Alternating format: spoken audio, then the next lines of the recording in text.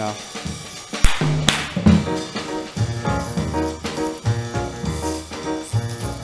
Welcome to Aristotle. We'll do it again. Okay, so like I said, what we have is in the depiction here is that Plato, who is Aristotle's teacher, is pointing up and Aristotle's pointing down. And that is, they're having a conversation about where do forms exist. And so again, they're in agreement that forms are the principle of reality. It's what makes something real because forms are being. And that also forms are the objects known. So when you know something, what you're knowing is not matter, but forms. And forms are essences. The difference, again, is that's illustrated in Raphael's famous painting of the School of Athens, is that Plato's saying the forms are abstract and transcendent. They don't exist in matter. And this is why above Plato's academy it said, let no one who's ignorant of geometry enter in here. That mathematics was a discipline. There was a prerequisite in order to do philosophy. And really this is all part of Plato's project, that to think and do philosophy is to leave the material world behind and start thinking upon the forms, or what he calls the realities, and not the things removed from reality that are going into non-being, the material world that's likened to shadows. So obviously the influence upon Plato, let no one who's enter here is ignorant of geometry, is his teacher. Not obviously Socrates was his famous teacher, but if you remember correctly, he was also a student of Pythagoras. Aristotle, on the other hand, is really considered the first biologist. There's a wonderful, this is from Anthony Kenny, who's from Oxford, a wonderful ancient Greek scholar on ancient philosophy. But there's a nice, they've got some nice little pictures in here. They've got a nice photograph of Aristotle. Didn't you know they have, kidding, it's some medieval painting. But I'm going to find this for you. Does anybody know, by the way, that is a picture right there. Here's the academy, so you're walking in here. Here's ancient Greece. Aristotle's school that he builds later is called the Lyceum. And then you have the Elysian Gardens here, and you have this going into the Agora, which in Greek is the marketplace. But does anybody know Aristotle's famous student?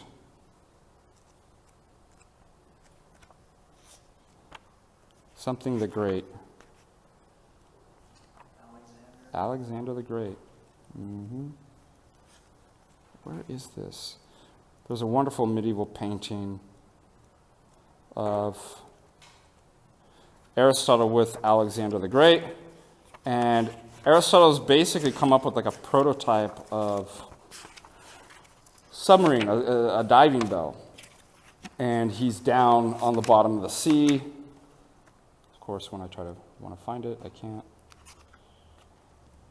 And he's exploring, basically, I guess, doing marine biology, exploring the seabed. He's got a couple animals down there with him. But the whole genus species, here we go, look at that, you can pass that around. The whole genus species, this comes from Aristotle. What he's doing is he's looking at, again, if you think that reality, or what makes things real, and the objects that I know or forms are in matter, you're not going to be sitting back thinking about mathematics all the time. But what are you going to do? You're going to go into nature and start dissecting it and analyzing it because the forms are inside of matter. And then you're going to begin to categorize, catalog all the different species that you see. Put them in a general category, genus, and then all the specific differences, species. So that comes from Aristotle. So again, Plato's saying, no, forms do not exist in the material world. They're independent, they're abstract, they're eternal, universal. Whereas Aristotle's saying, no, they're in the matter. And we also talked about that Plato is what we call a dualist because he divides the world up into two. The world of reality, a being, which is the forms, and the world once removed from reality, the kind of shadows that are cast out, that is not non-existence, but it's the world of change and becoming, and it only has whatever sort of being of change that it has in virtue of reality, which are the forms that are transcendent.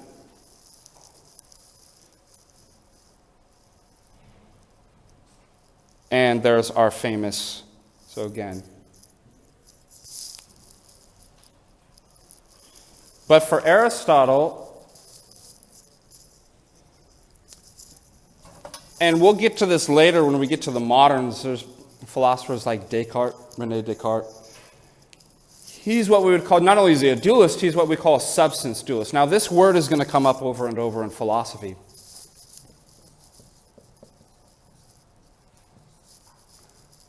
Substance. And if anybody watched my last podcast, what was that, a couple days ago, 2 days ago? I kind of went into these kind of Greek notions. Stantia in Greek, standing sub, under, like submarine, under. Okay.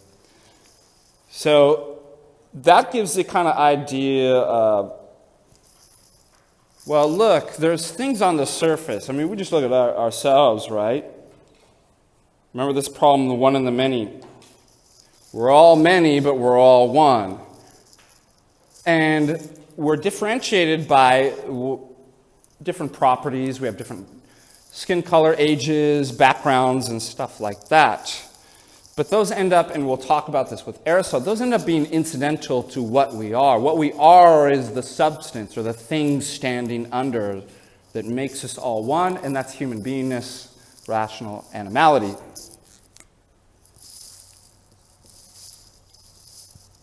The substance is the being.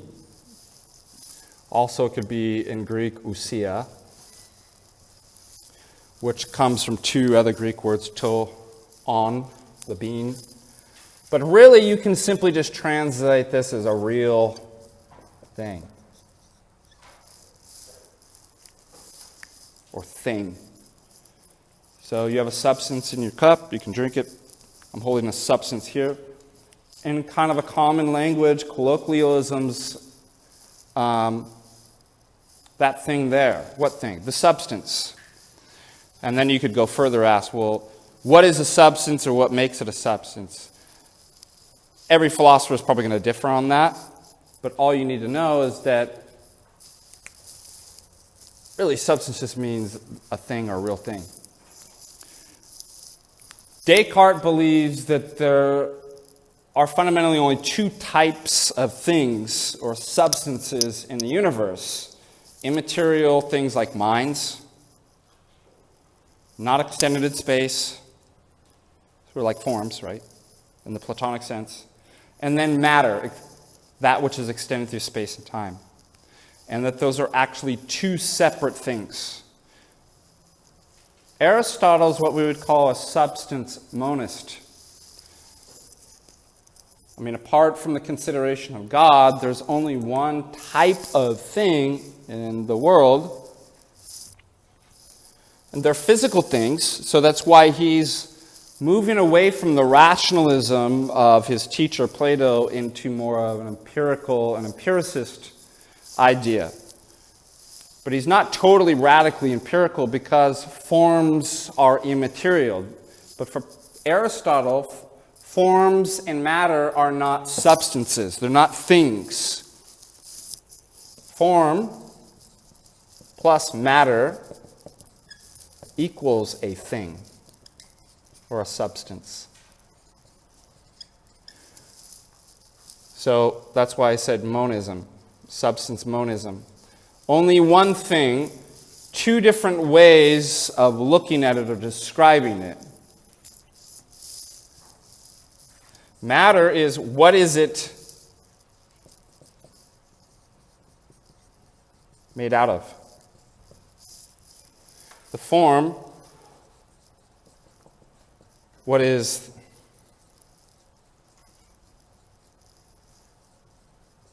the matter made into? So, for example, imagine we had erased the board, and I just have this blue circle up there. Now, Aristotle's often referred to as the common sense philosopher. And here's one way to illustrate that.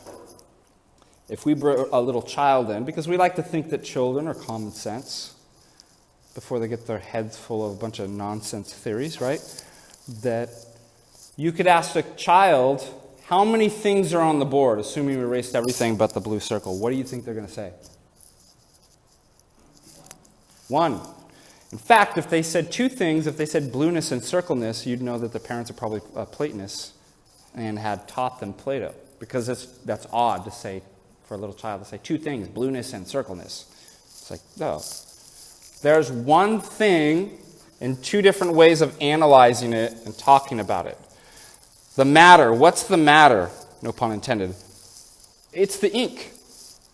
But I could put the ink in various forms and combinations and organize it in different ways. But what I've done is I've organized that into an idea of circle. And so you can say, what's the matter organized to? Into the form or idea of circleness. But just like this. For example, here's a bunch of chaotic matter, and then I can take the idea, the form in my mind of square, or triangle, or whatever, circle, and I can begin to form the matter until it gets pretty close to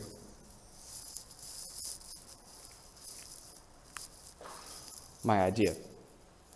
But because matter is always imperfect, I can never get the matter to match the form perfectly.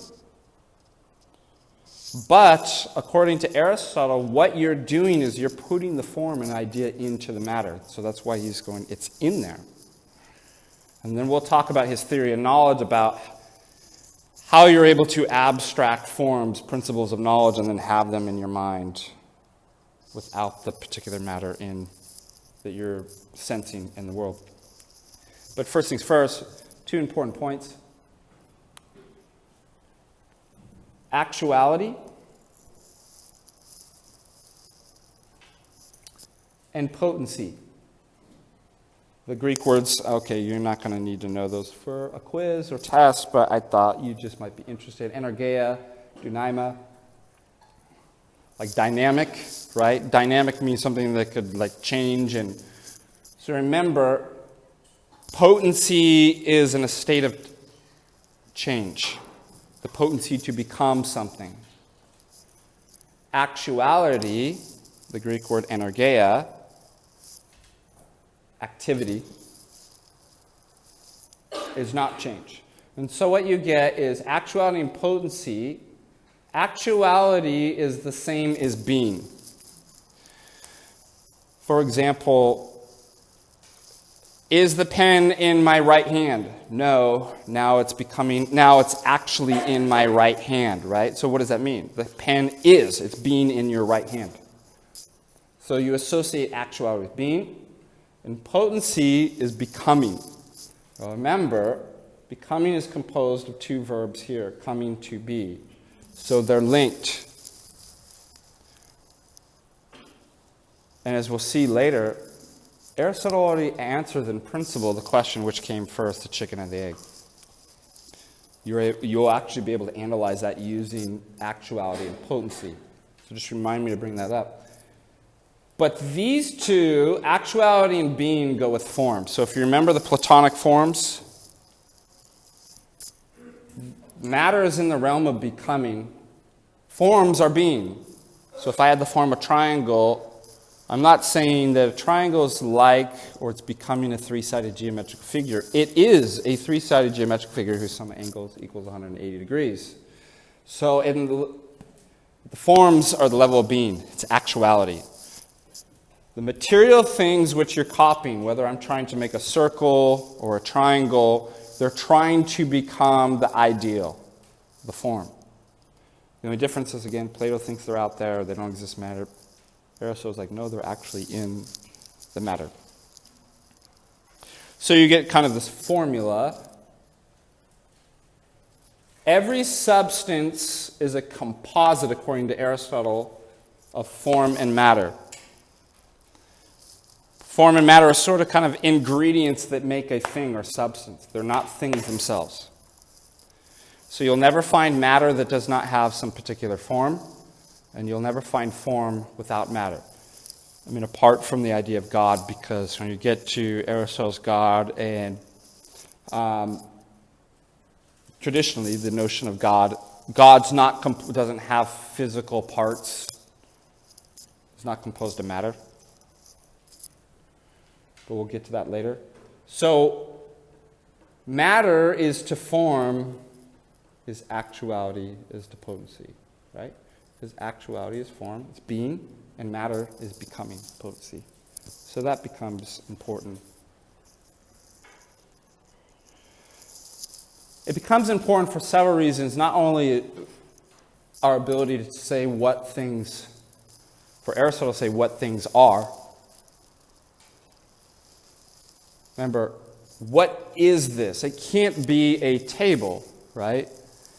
Because it's materials. Materials never are in the realm of ising or being, but becoming. It's always changing. It's never perfect. I can get it closer and closer to becoming the ideal, but when you want to answer what something is, you always have to answer in terms of its essence or form. And again, for Aristotle, form is in there, so that's not a problem. But remember, we talked about in the pre-Socratics that they're also concerned with the notion, of all the Greeks, change and motion. And this is really nice because Aristotle allows us, given these two concepts of actuality and potency, to give us a more robust understanding of what change actually is. So if everything is composed of matter and form, and matter is potency, and form is actuality, then that means everything can be analyzed in terms of potency and actuality. For example, if this is point A right there, and this is point B,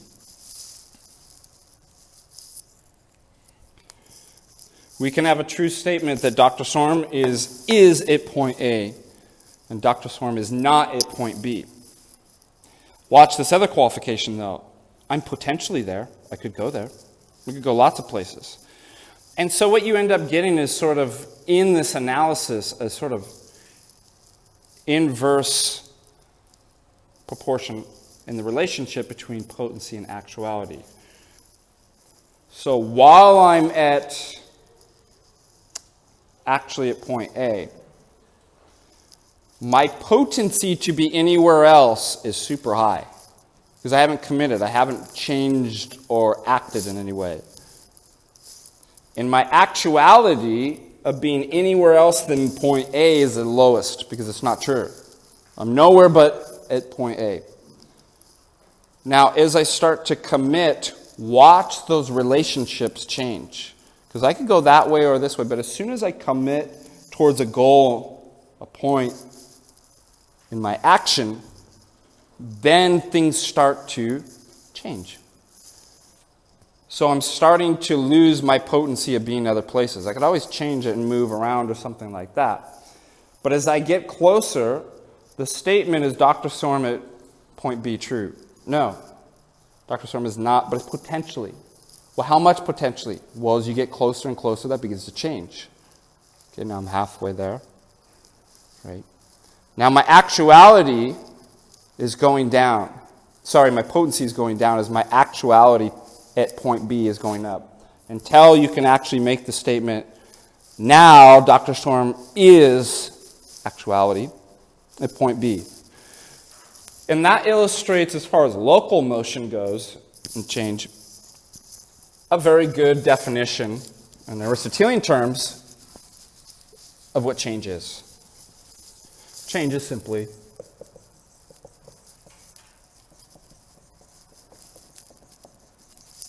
the actualization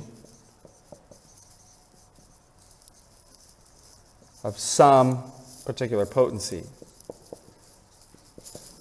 But because I'm always composed of matter and form, just because I actually get at point A and fulfill that, and now I'm at rest, there's no more change, I'm still in a state of potency with respect to anything else.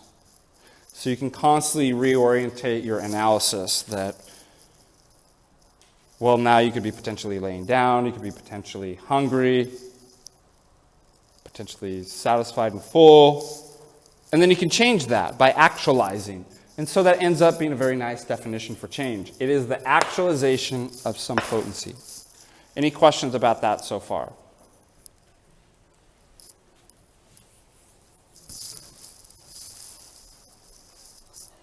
And you could have, thank you so much.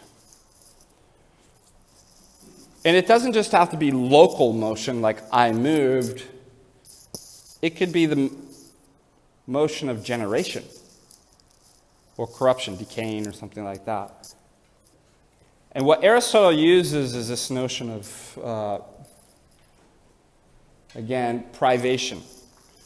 Aristotle is going to agree with Parmenides. There's no such thing as non-being, but qualified non-being. So that's not a car. This is not a tree. In order for there to be change, you have to have that privation. Okay. How could this change into a tree if there first was not a tree, and then the end goal actually being a tree? So notice we need privation. There's no tree. Now I got a seed. Well, what is a seed? Is it a tree? No, but it's potentially a tree. Then change is going to require these three things. Pure potency, if there's nothing there, it's a potency to basically be, we can do anything right here. Put anything, construct anything. But once we get a seedling, now we're moving from just a pure, the highest potency to be anything or do anything or become anything to actually starting to fulfill, right? And as that seedling grows in its generation, that is the process of change towards its goal, which is the actual tree. So it doesn't just have to be local motion, it could be generation. And then the tree's going to die, corruption, so that's another change as well. This just illustrates, this is the slide, that illustrates, again, local motion. So remember, I'm at A, but I'm not at B, not at point B. So it's not the line AB yet. Finally, we actually get the line AB, et cetera, et cetera. There we go. That's just harkening back to, in Greek, because substance is a derivative of a Latin word. The Greek word's ousia. Like I said, ousia, the being. To-on are the two words that go together to create ousia. And Aristotle has a famous passage where he gives a definition for substance. Now, this is going to sound really complicated, and I'll just translate it for you. He says, substance is, in the truest and most primary sense of the word, is that which is neither predicable of nor present in a subject. What does that mean? It simply means that unlike Plato, remember I think I discussed briefly that for Plato, his response to the empiricist, if the empiricist, the radical empiricist says, I don't believe in anything like immaterial stuff. Soul, immaterial souls, God, angels. Why? Because I can't see, touch it, taste it, If I can't receive it from my senses, why should I believe it exists? But I can't deny this is right in front of me. And Plato's argument would be, but if reality is what is, nothing in the material world ever is. Only forms, immaterial ideas, or what is. And therefore, they've got it reversed, Plato says. This material world's not real. What's most real are the things you can't see. And furthermore, without ideas, immaterial ideas, concepts, and forms, you wouldn't even know what you're looking at. Just be a schizophrenic mess of colors, and so you have to sense something and then organize it under, oh, I recognize what that is. That looks like a triangle or a desk or something like that. So Plato's going to say that, why are you going to think trees are real when trees never are ising?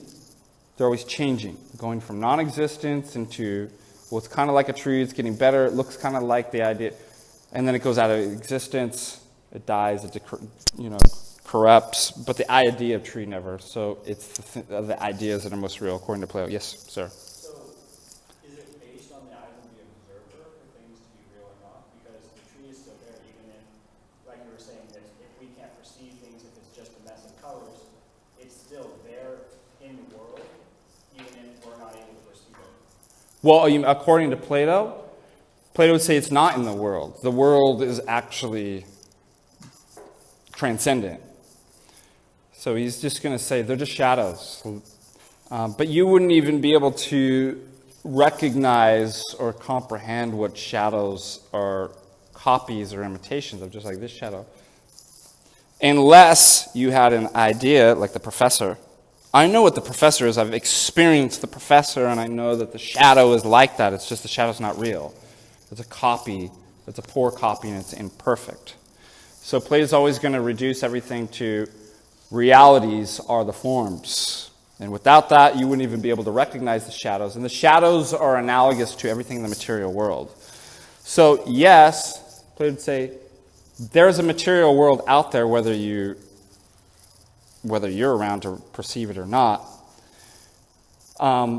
But it's the immaterial, transcendent forms, eternal forms, that are true and unchanging and eternal, that even make the shadows participatory, or have any even small form of existence in the form of change and becoming.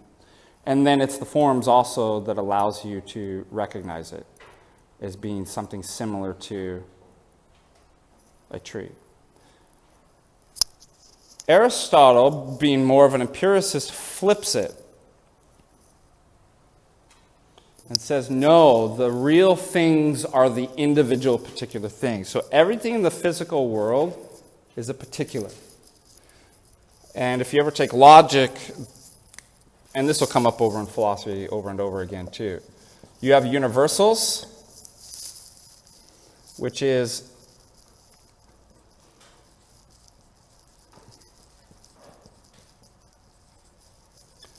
the class of members of a set.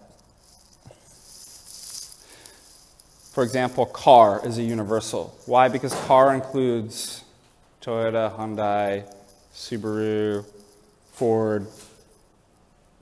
All the individuals are included within. So that's a universal. So if you just think of the sense of all. And particulars, singular. So notice the difference. Car versus my car in the garage. That's not generic. That's actually the car in your garage is singular. And in fact, everything in the physical world is a particular, a singular. Universals are the idea, the class that includes all cars or dogs or humans or something like that. So remember, for Plato, our forms are universals, and that's what's most real. So for Plato, what is a substance? It's a form. It's a transcendent, immaterial, abstract, eternally true and unchanging individual. Sorry, my handwriting's bad.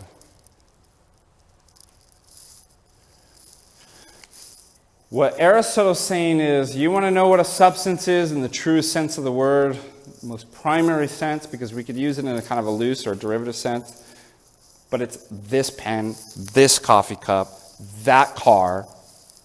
And then you can imagine him anticipating an objection. Well, what about, can't we say that car or dog or cup or pen or marker is a substance? And he's only in a secondary sense. So is the species of mankind. Can we speak about that as being a real thing? Only in a secondary or derivative sense. Why? Because real things are individual and particular. Remember, why is he saying that? He knows that the principle of reality is form, but forms are always inside of matter. So he's going to reverse the argument on Plato and go, wait a minute. If there weren't individual trees, that tree, and that tree, then you wouldn't have the concept of tree. So he simply reverses the argument back on Plato that it doesn't make sense to talk about trees or tree if there's no trees, or human or man if there's no people or individual. So it makes him more of an empiricist. So that's really the only distinction. If this ever comes up in the quiz or test, and I ask you to give me an example. Give me an example of a primary substance. Then you could put this pen that I'm holding in my hand. Well, what's a secondary substance? Pen. Do you see the difference? This cat freckles versus cat. Or a cat. Like those. So the differences between a physical, individual, particular thing versus an idea that encapsulates all cats. So Aristotle's going to say, no, it's always the individual, particular physical things that's most real, and only in a secondary sense, in a general sense. It's an animal or something like that. Could you say it's a secondary substance? And so that's just kind of outlines right there, the slide. For Plato, substances or real things are pure forms which do not exist in the material world. They only exist independent of matter, either in your mind, as ideas, eidos, form, or as eternal objects apart from matter. So you could either say, well, they exist in the Platonic heavens. That just simply means not here, but transcendent. Not like it's, when you hear heavens, don't think about like clouds, like forms. Or I know the previous slide, 2 slides ago, has kind of clouds. That's just kind of a metaphor, obviously, because that would still be a physical location. Platonic heavens just simply means it's whatever's transcending the material cosmos. Or you could say the forms for Plato are simply the ideas, the forms in the mind of God, the form of good for Plato. But for Aristotle, substances, in the primary and most truest sense of that word, are empirical physical things, which exist, and all physical things exist as composites of matter, and immaterial forms in the physical world. So substances in the secondary sense, like the idea of car, the idea of animal, the idea of a human, they can exist in the mind as ideas that are abstracted out of the matter. So abstract means to turn away. So imagine after experiencing so many of these, I finally get the one in the many. Because they all look different. But eventually, after experiencing that, I'm going to get it and go, you know what? I got what a table is. To understand what a table is not to focus on any one particular, but it's to turn away from all the particular material instances of that and think about, in your mind, what they all have in common, the one in the many instances. That is the act of abstraction. So forms are now residing in the mind. And I'll go and give an analogy that Aristotle does about, well, how do we abstract from sense perception to get knowledge? Because it's going to be very different from Plato, but that's just kind of a summation of the difference between Plato and Aristotle on substances. Questions so far on that?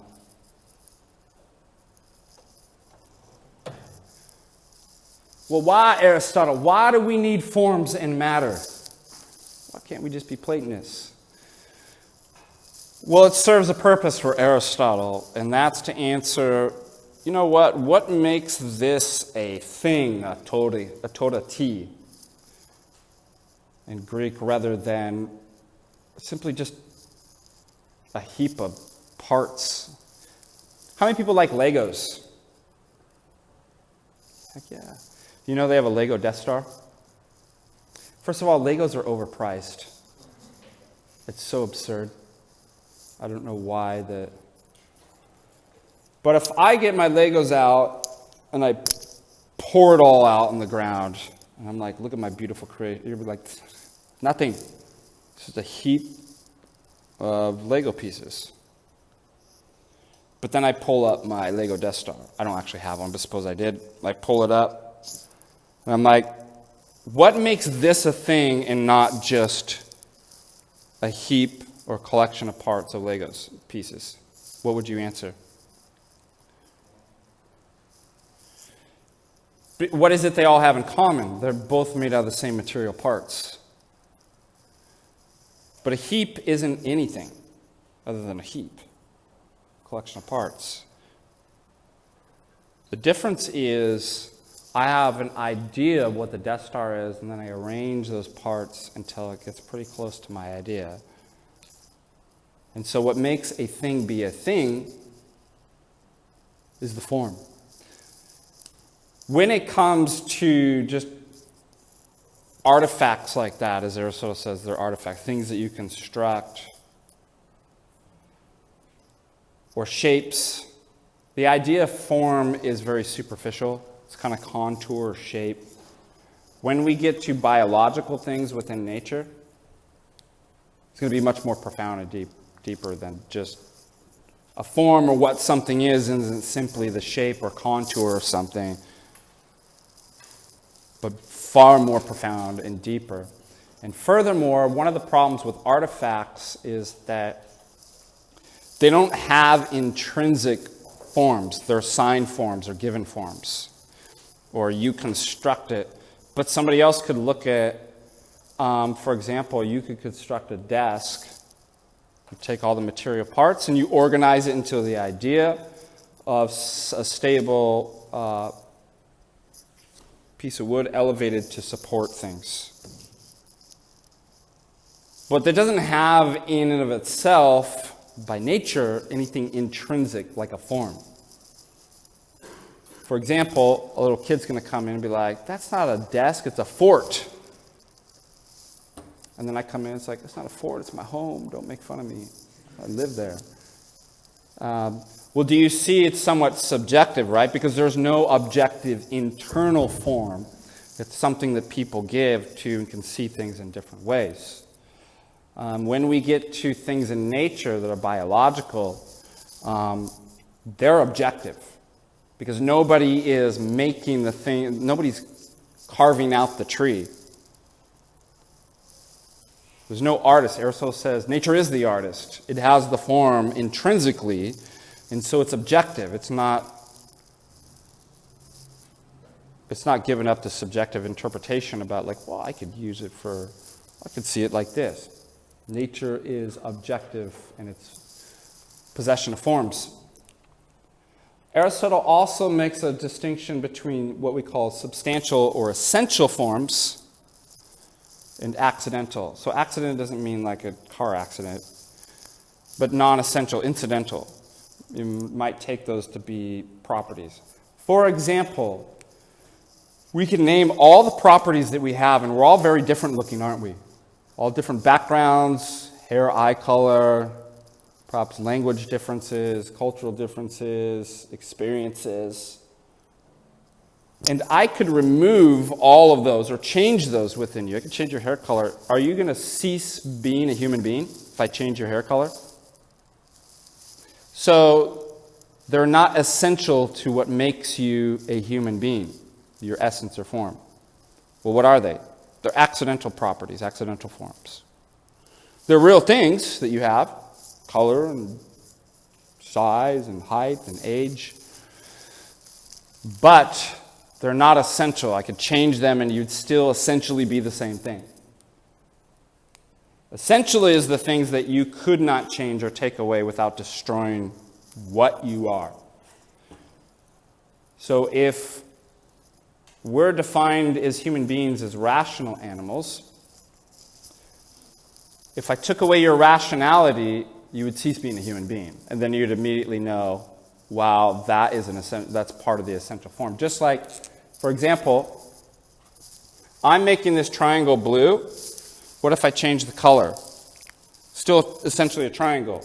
What if I change it from being a right angle triangle to an equilateral? Still, right?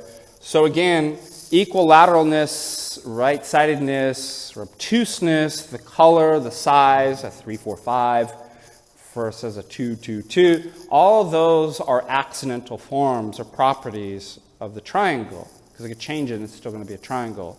What happens if I go, what if I change it from 3 sides to 2 sides? Do I have a triangle? No, I don't. So you know that, wow, 3-sidedness is part of the essential form, part of its essence.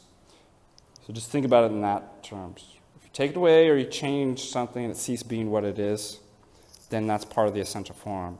If you change other things, they're just accidental properties or accidental forms. So therefore, form in the substantial sense is a definition of the essence, which would include all the parts and the things that you would say about it. Matter is called highly. You can also translate form as morphe. And this is why Aristotle's theory is called hylomorphism.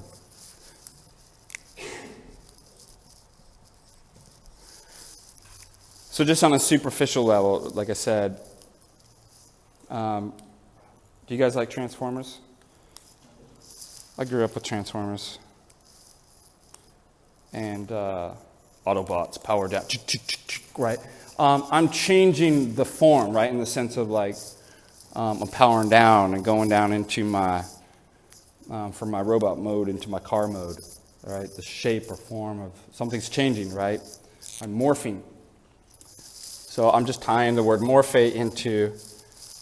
Also remember, isn't it interesting? I just thought about this the other day. In the Matrix, Morpheus. Yeah. There's all kinds of stuff in there, like the oracle, and above the oracle was in Latin, te noscem, know thyself.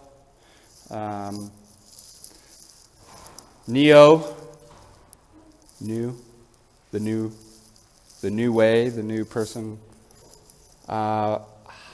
Matter is highly. So Aristotle's theory is called it's a combination of those, hylomorphism. That substance are composed of matter and form. That's what makes a thing, is these composites. They're two different ways of talking or understanding. And matter is what's always potentially organized into some type of form. So, in your example, you're saying, so we're all people, even though that, or we're all humans, even though that like each one of us has a difference. So, in your example with the transformer, it could be one thing or another. So, does it belong to a group that then it can change itself, or what is its identity? Is it cars? Yeah, so you can't really say it's changing its substantial form. It's actually just changing its contours. So it has, within its essential form, the ability to manifest. A good example of this, and this is why one definition of matter is that which underlies or persists through the various changes. For example, H2O, and I don't mean in the essential form, but form is state. So H2O can either be a liquid, but a liquid can change into a solid. A solid could be heated up from a liquid to a gas, steam. It's not a substantial change, right? It's still, all of this is essentially still water. Even though that it's changing its state. So, again, words can be equivocal, so we need to be careful with that. What do you mean by form? It's changing its form. Well, it's contour or shape. But is it changing its essence? No, it's not changing its essence, because what persists through here is water, despite its... that's what I'd probably say about the transformers, is it's changing its state and the way it looks, but it's still essentially the same thing. It is still Optimus Prime, Bumblebee. What are the other guys? You don't watch cartoons, huh? I don't believe it. Yeah. Optimus Prime, Bumblebee, Decepticon. God, I haven't even thought about this stuff since I was a kid. I can't believe it's still stored in my mind. It's because I was programmed by I can't remember the rest of the guys' names. They're not going to be on the quiz or the test, so does it even matter? Yeah. I'll do bonus questions. For a bonus question, 300 points. Who is the leader of the Autobots? Optimus Prime. Okay, let's talk about causation. We talked about causation briefly before when it came to how is the form of good eternal with the forms and also the cause. And we had a problem because, remember, we're moderns, and modernity specifically rejected the ancients' notion of causality. They did keep an aspect of it, and we'll talk about that. First things first is you can understand cause as a type of explanation. And you know this because when I asked you the question, why is the pen being supported 3 feet above the ground? And you said, because. The being due to the cause. That's an indicator. Well, what does cause mean? Cause derives from, so just analyzing the actual word cause, comes from, it's a Latin word, causa, casus, which comes from the Latin verb cadere. Cadere means to fall from or fall out of. And that's going to tie into, etymologically, the notion of the Greek here, ation, which means indebtedness. And that's a type of explanation. So if I get up on top of this desk and I fall from the desk, and you ask, well, why did you fall 5 feet on the ground? Well, in some sense, part of that explanation is, what was the cause of falling from the height? The height itself, right? You fell from, so you notice there's a sort of indebted. Or you could speak loosely to, where do you hail from? My parents. It's like, I fell into existence from my parents, right? It sounds strange, but if you analyze it philosophically, it's like, well, it makes sense. Like, falling is coming from. And therefore, my existence cannot be sought and found within myself. You have to look to other things. My parents, there has to be a certain level of oxygen, certain nutrients and care and stuff like that. All of those would be causes or explanations that explains why am I existing here in the way that I am. Yes, sir? So, cause is also part of that idea of potential, because you don't have the potential to fall off the desk if you weren't on the desk, or you couldn't... You are the potential, but you're the effect. The cause is always actuality. We'll get into that later. But yeah, if you didn't have the potency to fall, if that you weren't capable, then you wouldn't be falling down on. So, but the cause is actually always the cause. It's never like, well, it's sort of the cause or sort of the reason why. It's like, no, it's either the reason or it's not the reason. So we'll find out that causes are always associated with actuality, and the effect is always going, because it's a type of change, right? I'm going from standing on the desk actually to potentially being on the ground to actually being on the ground. So you're going to need, if you're an Aristotelian, those concepts of actuality and potency explained. Well, how did that happen? How did you change from being on top to being laying on the ground with your face in the dirt? It's like, well, actuality and potency and cause and effects, right? I can explain. Now, Aristotle thought of all the explanations that you can give, types of causes, we could put them and categorize them into 4 different types of explanations, or 4 causes. And if you interrogate the world and you try to explain the world using all those 4 causes, you get a very robust, a better understanding, a more robust understanding of what something is, why it is, or how it is. And this is called Aristotle's 4 causes. They all answer a particular question, don't they? Now, again, what you get with modernity is a rejection of this, and really you only keep what's called the efficient cause, which is kind of a mechanistic. And I always like to think about efficient cause always doesn't have to be like the billiard balls, but it's a good illustration of why is the 8 ball moving into the corner pocket? Well, it's because the cue ball hit it. Here's the action. With a certain force and directionality, so that's the cause. And the effect is the 8 ball moving. That is in one illustration of efficient causality. So notice it says, it answers the question, what's the source of the motion? Who's the mover? Where did it come from in the sense of motion or change? Well, to answer that, you're giving an efficient cause.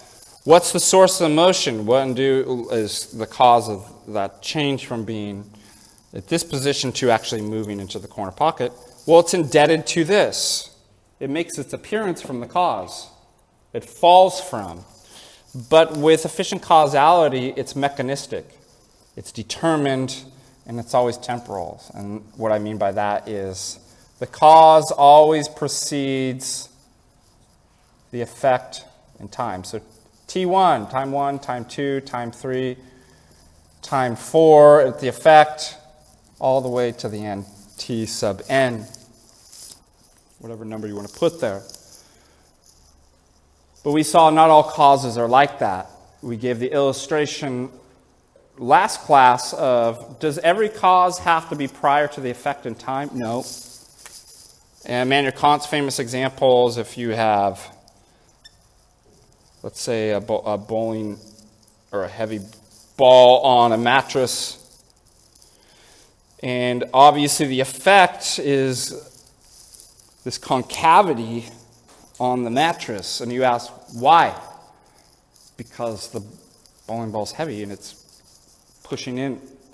What does the cause have to be prior to that effect? No, it's actually simultaneous. It's when it's happening at the same time. And some explanations are actually things that haven't happened yet. For example, if I told you to avoid Harbor, you want to get here on time? Avoid Harbor, there's a big accident. You get here on time and somebody asks, well, how or why did you get here on time? Okay, because the professor told me to avoid Harbor. Okay, well, that hadn't happened yet, but that explains your actions, doesn't it? Or why are you doing what you're doing right now? Because I want to get a good grade. Well, it's like the good grade hasn't even happened yet. That's some future event, but it's still an explanation that's explaining all your other events, and that's going to end up being what we call final cause. But let's just look at this. Now imagine you're a materialist, and the only types of explanations you're going to give are material explanations, a material cause. How would you be able to explain what that is? This block versus what's in the block after he's done sculpting. Material just answers what something's made out of. What's the difference between the statue Hermes and the marble block or granite block? If you're restricted only to one type of cause, a material explanation, what are they? Granite. What is this? Granite. Well, then you can't explain what the difference between the granite statue of Hermes is, and you're going to need another type of explanation, a formal explanation. Well, what is the granite made into? How is it organized? That's the formal cause. So now you're getting deeper into knowing what something is, and perhaps, well, who's the source, or what is the source of the motion? The artisan, the artist. Here in this case, it's the carpenter. And then Aristotle says is the final cause, the teleological cause, because in Greek, telos means end or goal. And telos, or the final cause, always answer the question, why? For what? That for the sake of what? Why is the artisan the carpenter taking the wood and making it into the form of a table? What's the form of the table? An elevated surface that can support things. Well, for the end goal, what's the end goal? So you can place food on it and eat it without falling in your lap and making a mess of things. Aristotle says the formal cause and the final cause are the same thing. You're just looking one at the end, the final end of the... And why? How does that have to do with purpose? Well, in the sense of action, you can either have things that are on purpose or are random. So I could do lots of random actions. Look at this. Why are you doing this? I don't know. Just goofing. Okay? But what if I organized each of those actions for the sake of the next step? Why do you have your keys out? So I can look at the alarm. Why are you going to look at the alarm? So I can know which button to hit. Why are you doing that? So I can hit the unlock button. Why would you do that? For the sake of unlocking my car. Why are you going to do that? So I can get into my car. Why would you want to get into your car? So I can put the keys in the ignition. Why? For the next step, to turn the car on. Why? So the car can run, I can drive it. Why? So I can get home and get some food and a little half an hour nap before I go lecture till 10 p.m. tonight. Well, now all of a sudden each action is not random, is it? It has a sense of purpose, and what gives it the purpose is the final cause. It orders everything else. So when you then inquire into actions, into things in nature, when Aristotle believes you couple all four explanations, all four causes, you get a profound understanding of what something is, why it is, or how it is. And so we have this here. What is it made out of? Hermes, it's the granite. That's the material cause. What's the formal cause? The idea in the artisan's mind. What's the source of the motion? The artist. For what purpose? To display Hermes in the temple for worship. That's the end. So it explains all the steps. And so you get a more robust understanding of what that sculpture is. And you'd be limited if you started reducing. Now, there is a reason why modern science did that. There was a redefining of what knowledge is in terms of kind of a pragmatism. If it doesn't do or produce or predict anything, then why do we desire it? Therefore, let's just redefine knowledge is production or doing. It's kind of a technical knowledge. Well, in that case, this is just redundant because now you've gotten rid of this, any formal essences in nature. And this is exactly what happens in modernity with the abolition of real objective essences, substances of nature, and the subsequent mechanization of nature. Well, what's left? Just matter. But you don't then need to, this becomes redundant to have a material explanation because that's all that exists. So the only thing that you really need then in modern science is simply forces, sources of motion. And that makes it the project of making and doing and predicting much easier, because if there's just simply matter, if that's a given, then all you need for explanation is simply forces and vectors, right? So given a certain force, directionality, mass, then you can just predict exactly where everything's going to move, everything's going to do, and it becomes quite successful. But there's other consequences of that too. So there could be advantages, but perhaps far more disadvantages when it comes to other things, which we'll explore later.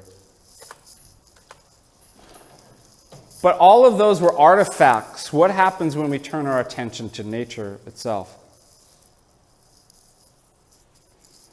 Nature is the artist. Because you look out there, I don't think anybody thinks that somebody's pulling the leaves out at night and carving out and making kind of a Truman Show for you. It's like all just a facade. Nature is the artist.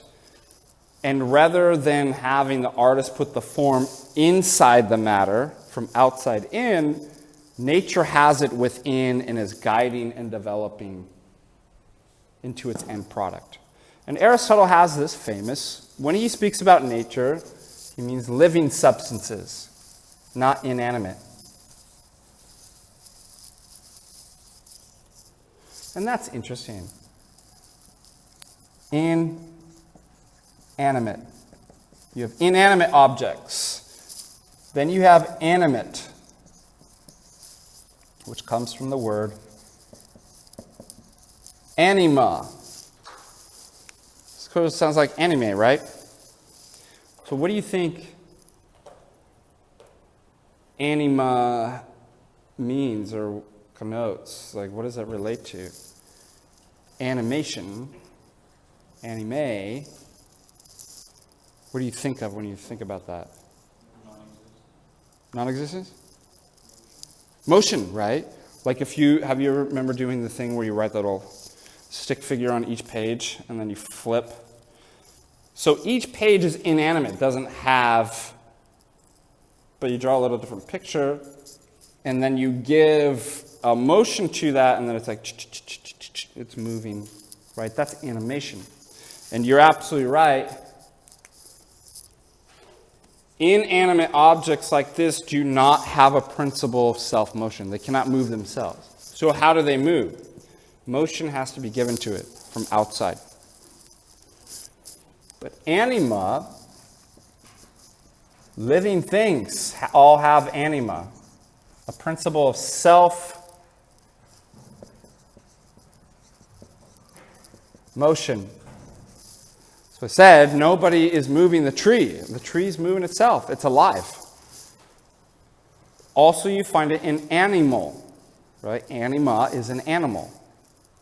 And it's also within us, too, the rational animal. Because all of us, from human beings to animals to plants, are all alive and have a principle of self-motion. That's what it means to be alive. It's not a machine, right? Machines have to be wound up or given a program or something moved, but living things do it themselves. And it's very interesting that, yes, the music is very interesting too. You just play that, and I will be happy. Anima literally means soul.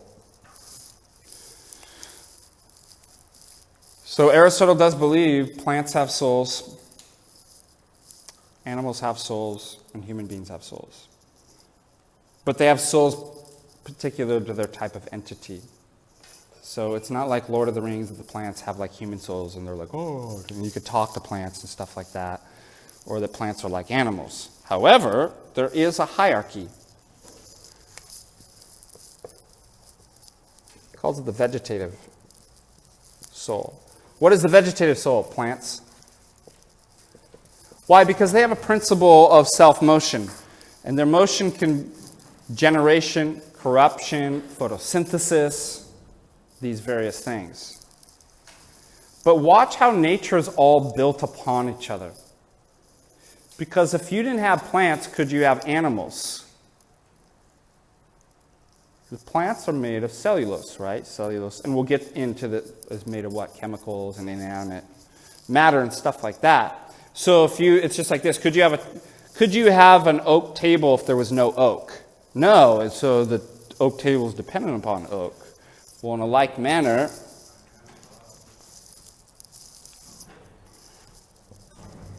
the sensitive soul, animals, Aristotle says embraces the vegetative soul, but has more. So animals has everything that plants have in terms of anima and a principle of self-motion, but much more. Animals have sensation. In order to have sensation, you have to have a psyche. You have to have a type of mind.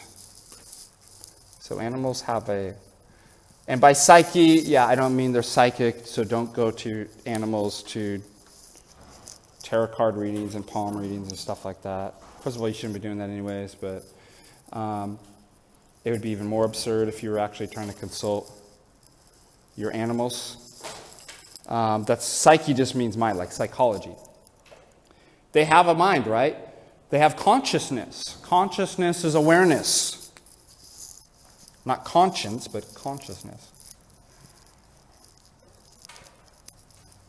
Consciousness is a qualitative.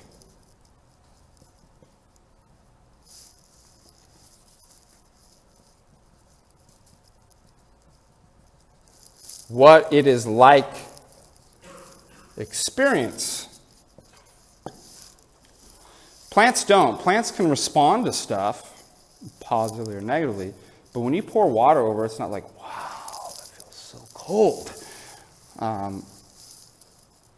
Animals do. They'll actually have a qualitative experience. Why? Because they have a mind.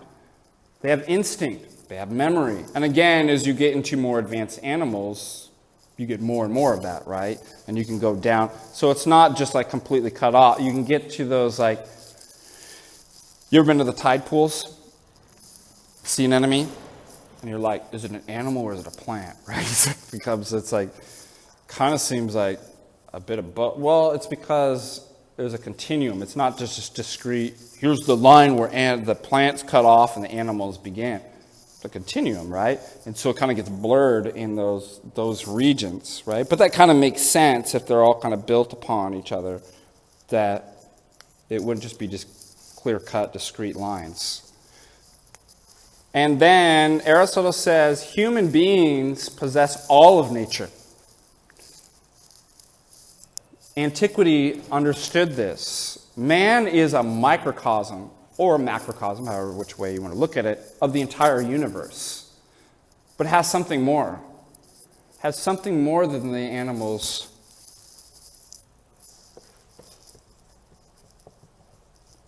A rational soul. So it's a type of mind that's able to have rationality, which is different than just... We can look at animals, they're very highly intelligent. But they don't have rationality. In fact, Aristotle says, you want to find out what the essence of something is? Locate its general category, its genus. Now, don't go too general, right? What are you? Stuff. Let's just put us like in the most general category. It's like, okay, get a bit more specific. We're animals, right? So our genus is animal. Now, within the general category, there's all kinds of different animals. There's dogs, cats, zebras, rabbits. And they're all different. But what makes us specifically different? Yeah, morals is a sign of having this something specific that animals don't. It wouldn't just be morality and language are indicators that we possess something that... Well, the animals have consciousness. It's rationality. It's a type of intelligence that... So, what makes... He says, you locate the genus and then find what makes that particular thing specific different. The specific difference, which is where we get species from. Then you get the essential definition. We are the rational animal. And what do you think the difference is between high intelligence in an animal versus rational intelligence?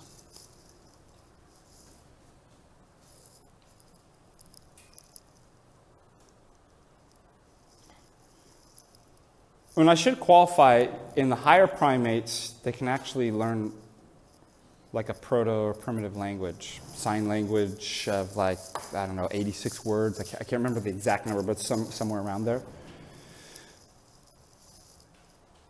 And I like to illustrate this. Illustrate in this way.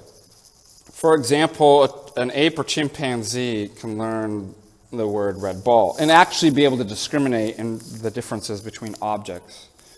Sophie, go pick up the red ball. And they'll pick up the red ball. So they can learn that and learn how to sign the... But they can never do this.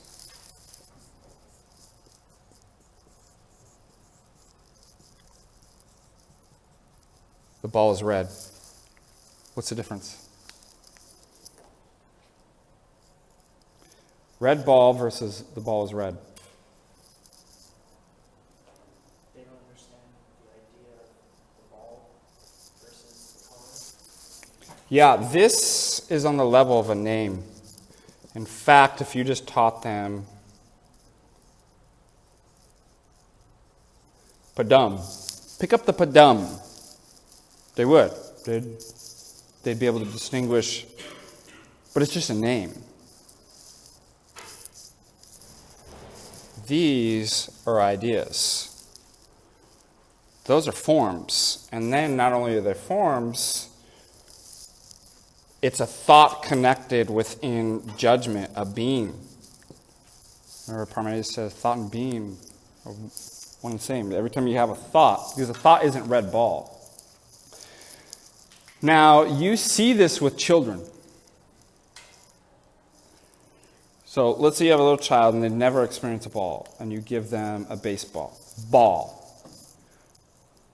And then the next day when you bring them a soccer ball and say ball, they become very confused. Why? They're thinking it's a name. They're like, well, how is this a ball when you just told me that was a ball? That's why kids get upset like at daycare when the other child's like, Daddy. And then the other kid slaps him in the face. He's like, no. They get upset because they think Daddy is a unique name that belongs to their father only. They don't understand that that's a concept. And likewise, when you're giving the child these different experiences, it's like the baseball, the soccer ball, the football, they're getting really confused because they're still at the level of animality.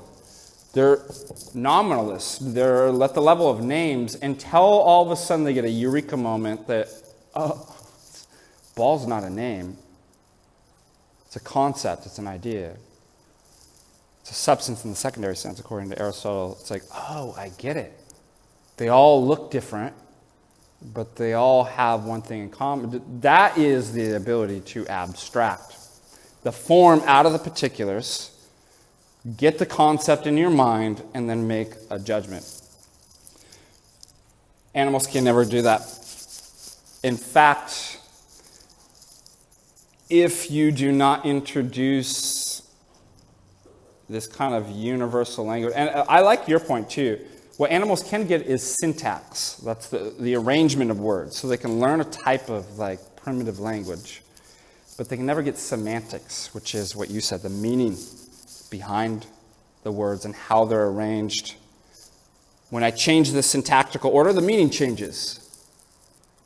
Right? Animals can't grasp that because they're unable to do rational thought. And we'll talk about Aristotle right now. It's kind of analogy of, well, how do we abstract from sense perception and get universals and make acts of judgment and predications that all belong to rationality? Now, it's interesting, again, if you don't actually introduce this type of ideas, thought, and language, if you don't provide human comforts, right, to children at that critical developmental age, those neural networks and synapses that are growing and connecting, if they are not activated and treated properly, the body will, at a certain age, past that key developmental age, they'll atrophy, they will stop, so nothing will ever be able to grow. In fact, we've seen this through feral children that we find raised by wolves or something like that. Guess what? If we get them after that critical developmental period and you try to teach them language, they won't get it. They will actually stay at the level of animals. They'll learn words, but they can never get to here. The ball is red. Isn't that interesting? So you see this kind of material basis, and there's key periods in a child development that things need to be activated. Otherwise, the body's just going to go, there's no need to grow those neural networks. Let's close it down. Okay, so Aristotle's says, again, human beings embrace, you can do everything plants do. I mean, in principle, it's not like you can move in the same way. It's not like you're doing photosynthesis, right? You can do everything animals do, but you can do much more. So Aristotle says, human beings embrace all the principles, but rise above by the possession of nous, which is the Greek word for the rational mind. So the rational soul is what the human being. Turns out that anima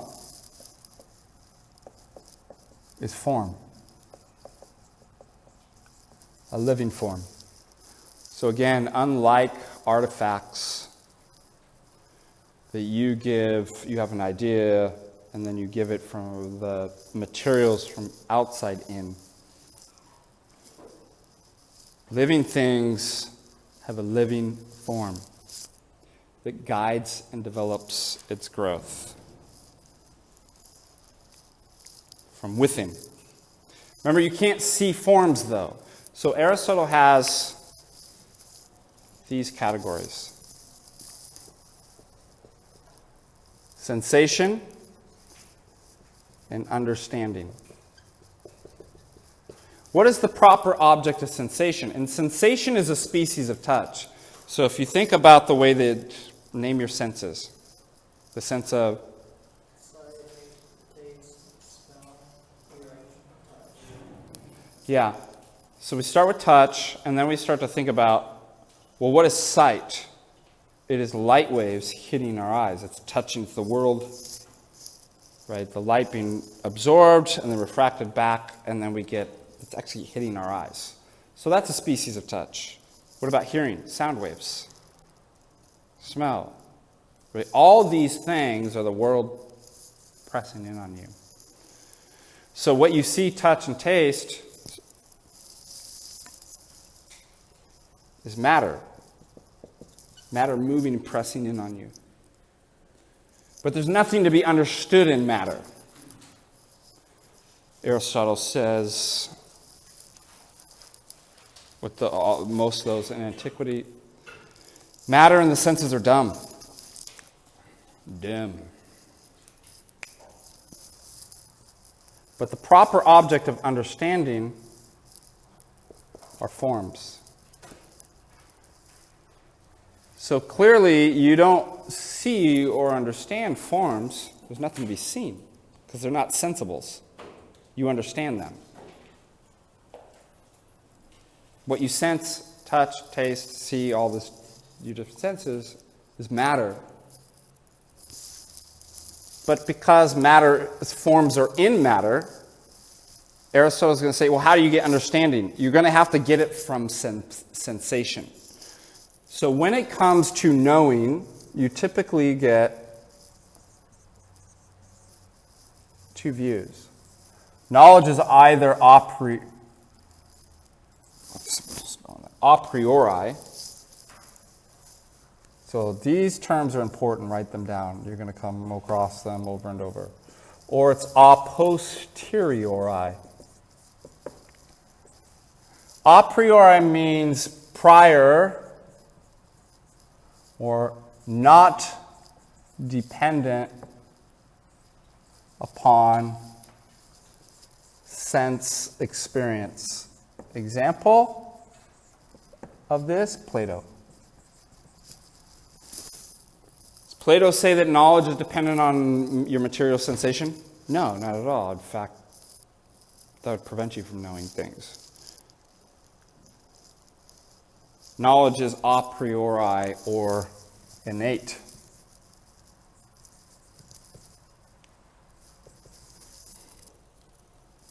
Could you explain the definition of that one more time? So, how can it be prior but also not dependent? Prior to, so before, prior, it's not found in sense experience. That you have kind of categories built into your mind, or you have the forms already. Remember Plato's theory of recollection? You already know everything, you've just forgotten it because you're in a material body. You just have to remember. It's like, well, then you believe knowledge is a priori. It's not dependent on sensation? Yes. So you have knowledge prior to being involved with senses? Yes. Then you believe knowledge is a priori. But if you believe knowledge is a posteriori, it's like post, after, or dependent upon sense experience. Example, Aristotle. The famous Latin phrase, there's nothing that exists in the mind that wasn't first in the senses. So that's why, notice what the title of my master's, my 2005 master's thesis, I can't believe it's that long ago that was written.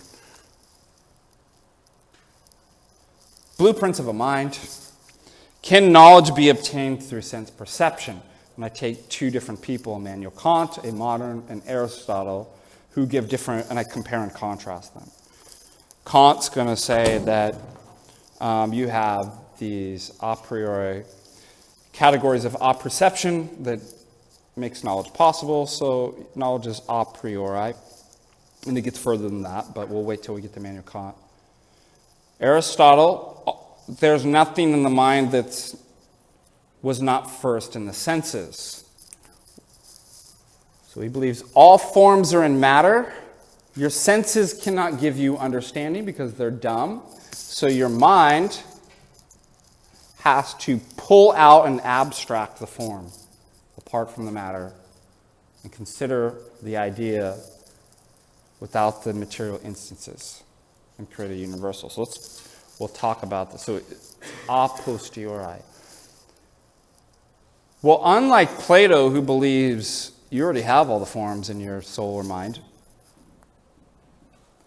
Aristotle says, well, what is your mind before it thinks? He says nothing. You might say, non-existence? No, it's a potency to think. Think what? Everything in the world, the forms. Both of them have this kind of concept that the soul is the house of forms. You've heard the song House of Pain? No? You never heard that song? What was the band for? Thank God for the internet, right?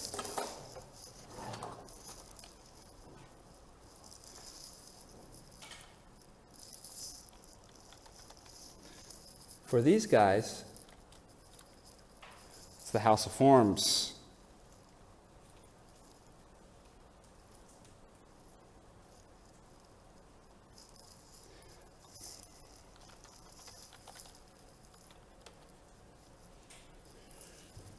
I can't believe you haven't heard this.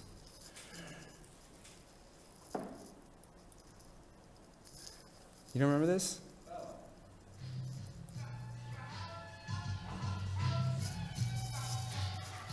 Who's going to play the DJ? You at the back? You're like...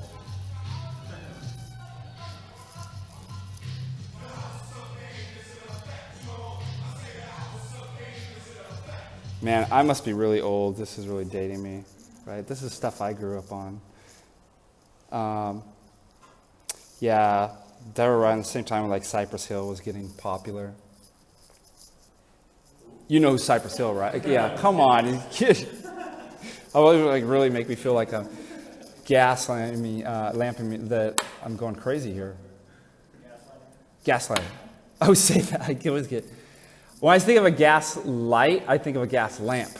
Like holding, so all would be like gas lamping. My problem is that I always think of it in terms of like Alice in Wonderland, which is that time period of like literal gas lamps. So I think of the same thing where it's like her with like a matchstick. Yeah, I'm very visual when I think of like, I don't see words, I see pictures, and then I have to associate so I'm constantly saying stuff like, and people are like, you mean gas lighting? I'm like, shut up. You know what I'm talking about. Well, Aristotle said, well, what is the mind? Before it thinks, it's not absolute nothing, but it's a potency. It's a potential mind.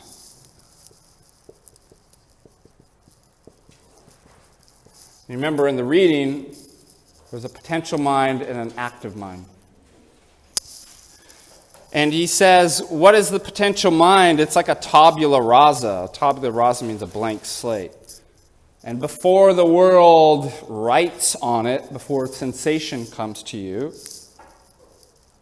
it's blank. But it has to be the type of thing by which things can be written upon it. By the way, is that still going? Let's check it out. Sometimes these things can stop. I gotta... Heck yeah.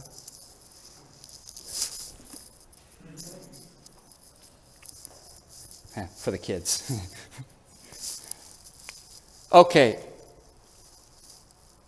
So it has the ability for things to be written upon it. Now remember, everything in nature is a composite of a form and matter. What something's made out of and what it's made into. So I could take a gold bullion cube, and I can analyze it in terms of form and matter. What is it made out of? Gold. What is the gold made into? Form of a cube, a bullion cube. But I could change that, right? I could melt that down into, for example, a signet ring with the shape of S on it.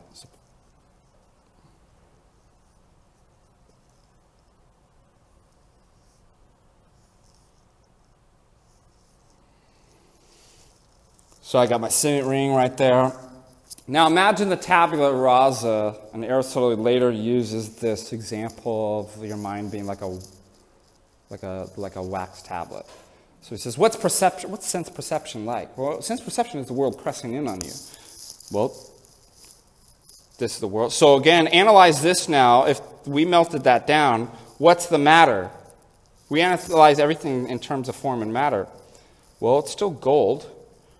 Gold in the shape of an S-shaped signet ring. Now, what happens if I take that ring and I imitate a way that sense perception happens, the world pressing in on me? Sounds, sight, touch, I press the ring into the wax, and I pull it out, and what do I see?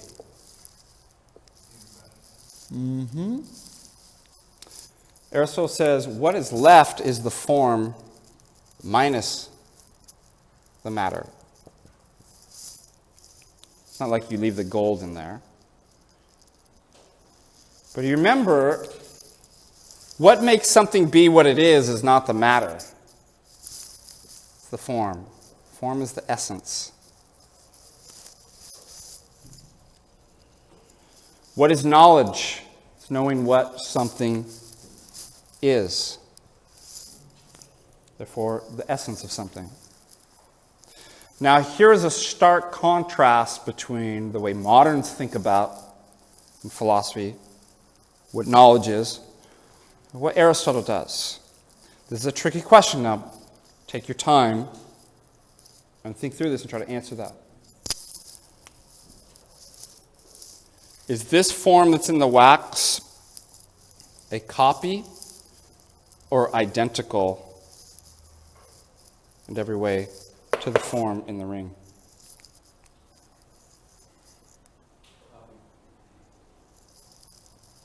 Okay, so it means there's two forms now, right? So we have form 1 and form 2. Now you answer that because we're moderns. But if we hearken back to, can there be two forms of circleness or triangleness? Remember, if you go back to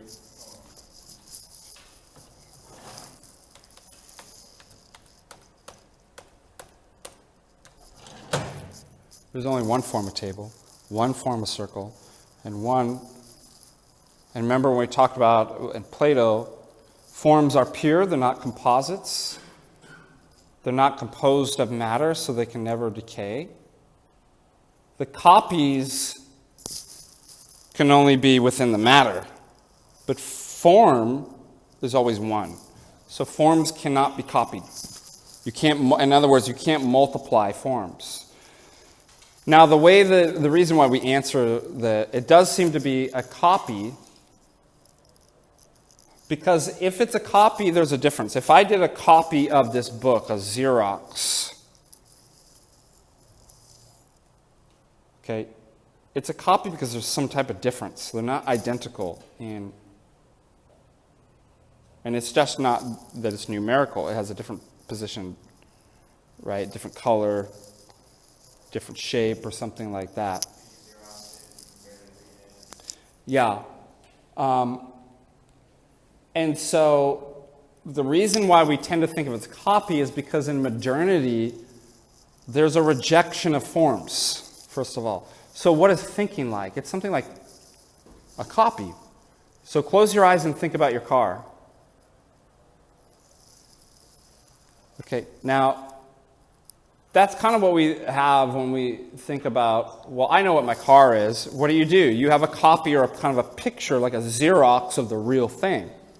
But you know that the picture or copy in your mind is not the same thing as your car. But for Aristotle, what makes something real is the form. What makes something be what it is the form. What makes the matter be real, the gold, bullion, is the form, not the matter. What makes the ring be what it is the form, not the matter. Matter has no reality in of itself, only in virtue of it being formed by that essence. And therefore, when you press that in, that's not a copy. They're actually, what we'd say, it's a fancy word, ontologically. That comes from the word ontos, which means being. They're identical. They're not copies. They're one and the same thing. They might be in two different matters. Now, one's in a wax tablet. It's like bilocating, huh? I've got a brilliant idea, guys, with my bilocator machine that I'm working on in my apartment. In fact, I'm actually at my apartment right now because my real form is not a copy allows me to be. Have you ever seen or read, I guess, Multiple Purpose? Yeah, I started to watch that. Yeah, that's a good. There's also, it's wonderful. This gets into some wonderful philosophical concepts. So what knowledge ends up being is communion. A participation in being. Not just a replication and copy thinking. Like I'm making a copy in my mind and my picture matches to reality in a kind of isomorphic one-to-one correspondence, and that's what knowledge is. That's a very modern picture. And it's a modern picture because they deny forms or living essences in nature. And so that's all you have to work with. But for Aristotle, what makes the gold bullion real and what makes the ring be real is exactly the same thing that's now in your potential mind. It's impressed on without the matter. And thank God, imagine how painful we literally would be in the house of pain if every time you thought something, it's like I'm thinking this desk right now, it's like, oh, it like turns into, it's like, oh God, stop thinking, right? It hurts. No, you're able to think the form without the matter. And that's something special about the mind, is that you're able to receive what makes things real without the matter. And therefore, knowledge now is a participation. This is why Aristotle says, well, what's the mind? It's potentially everything. This is also why Aristotle and the ancients thought you are not only a microcosm, a macrocosm. That you are potentially everything in existence can be contained within you.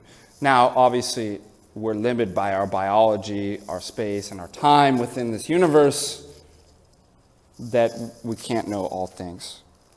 But in potency, in principle, yes, you could become. And theologically, we want to get into philosophy of religion.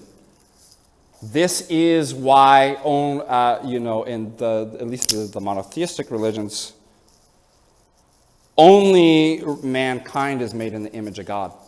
And you kind of see the same principle of becoming all things, to know all is in principle in you. How? Because you're made in the image of God is what that image.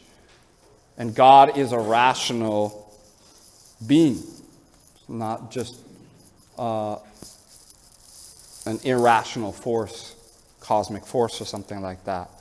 In fact, Aristotle's definition of God, and I think Book Lambda of his Metaphysics, God is thought.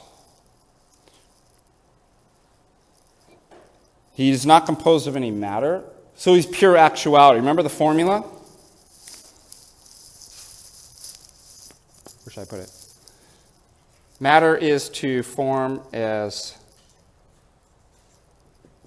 potency is to actuality, i.e. becoming is to being. Well, obviously potency is a form of imperfection, so you don't. God's not lacking anything or has to be fulfilled in anything. He's not obviously composed of matter, therefore. Well, what is he then? Pure actuality. So, if in Aristotle's idea, God is mind. He obviously is not just Aristotle. This goes back to even Anaxagoras. What's the arche for Anaxagoras? Nous. Nous is what brings order out of chaos. And nous is pure. It's not a composite. Why? Because it's not made of matter. And matter's chaotic, but nous mixes in and organizes matter into proportion, number, and order. So the Greeks, prior to Aristotle, already had this notion of the arche, or God, being mind.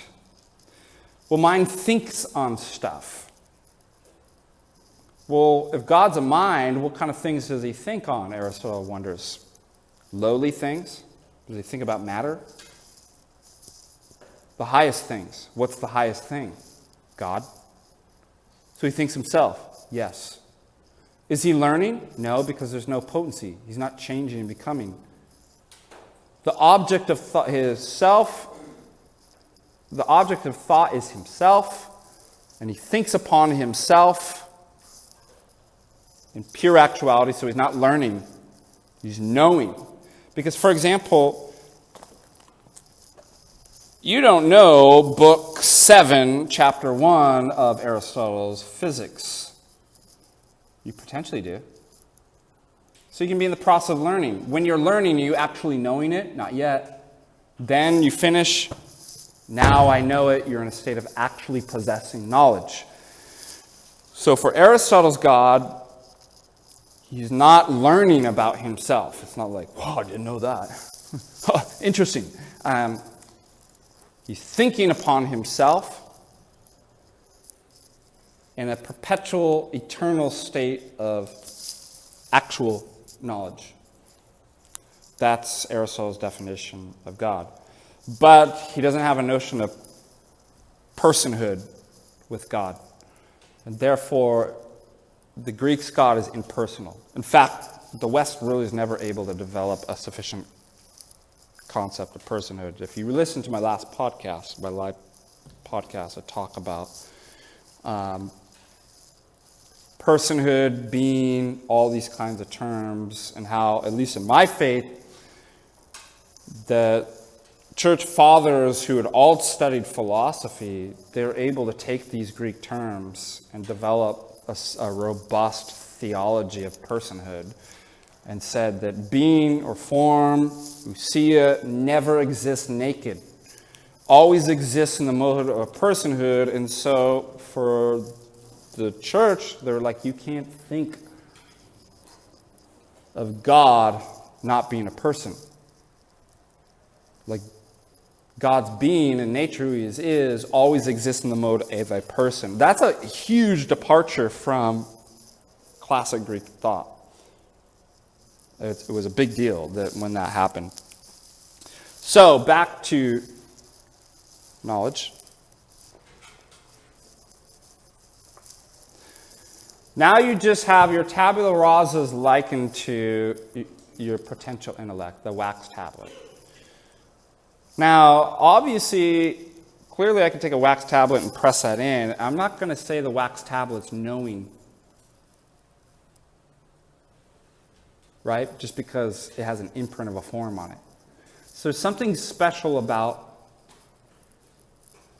our mind. That this still is not knowledge. The mind has to do something that wax tablets can't do. So potential mind, Aristotle says, is just the ability to receive forms. But the ability to receive forms is not knowledge.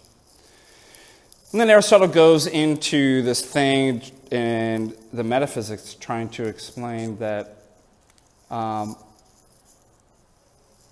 yes, the object that's potentially known, the wax tablet or the desk or the goat or the cow or the car, and the mind that's potentially knowing will become actual. And what that means is now the object is actually known and the mind is actually knowing. And at that point, the thing known and the knower become one. That's why Aristotle says the mind's potentially all things. Not a copy, but actually your mind could become the entire universe without the matter. Thank God. Otherwise you'd be... Now, the puzzle, though, is he says, look, if potency isn't actuality, you have a potential thing known, just like these desks if the lights were out. They're there, I just don't know them, I can't see them. And my mind potentially can know them, but is that Known? No. Is my mind knowing? No. Do two no's equal a yes? Aristotle says there's too much potency around. For example, if I say, this isn't a burger. This isn't a burger. But when I take two non-burgers and I put them together, do I actually get like a hamburger? It's like, no, two no's don't ever equal a yes. If the cup of water is not hot, and the match is not hot, or let's say I put it on the stove. The stove's not hot. I could say the water's potentially hot. It's cold right now, but it's potentially hot. And the stove's cold, but it's potentially hot. Do two potencies ever actually equal actual hotness? No, you have to turn the stove on that's potentially hot and make it actual hot. And what's actually hot, the hot stove, will begin to change what's in potency into actuality. Make it actually hot. So Aristotle says that likewise with knowledge. There's too much potency going around to get actual knowledge. To know, not known, not knowing doesn't give you actual knowledge. Just like a hot stove being actually hot to make what's potentially hot, actual hot. You need something actually in actuality. This is where he comes up with, not only do you have a potential mind,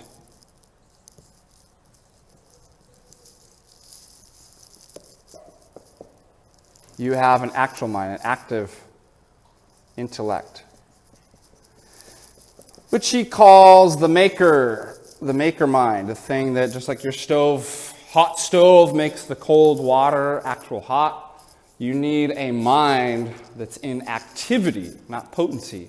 In actuality, that makes what's in potency actual knowledge. The active mind, the maker mind. In Greek, the nous poietikos, or also the agent intellect. And what does he say the agent intellect is like? He says, surprise, surprise, it's like light. Going back to the analogy, if we covered everything up so there was no light coming in here, there's potential objects known, the des, and I'm a potential knower of the des. But in the dark, there's just too much potency to actually get knowledge. Until what? Until you flip on the light. And the light, which is actual light, makes what's potential. Now this object is known, and I'm knowing it, and both become activity. So he says the agent intellect, or the nous poietikos, is exactly like light. It makes what's only potentially known and makes it actual knowledge. So remember, that's something that the wax tablet doesn't have. The wax tablet has the ability to receive. Your potential intellect does too. But you need an active intellect that's likened to light to make knowledge. So watch what happens to hair. That is still a particular form, instantiated in your brain. Knowledge has to be a higher status. So what the active mind does, the agent intellect, is it takes that particular instantiation and elevates it to not a particular, a universal. So imagine here, experience that, feel that. Okay, now you're done that. Feel that and look at this. Then I give you something else that's red. All these different things. So you're having these sense impressions until you get, right, the ability for your mind to go, you know what? Those aren't just names. It's an idea. It's a concept. You have now lifted the particular form into its elevated status of a universal.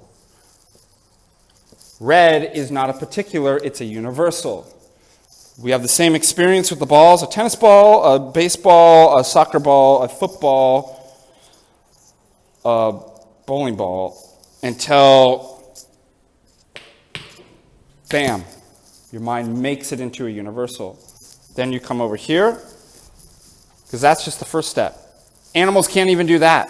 They cannot make abstract universals. But knowledge is something even further than making a universal. It's then taking the two universals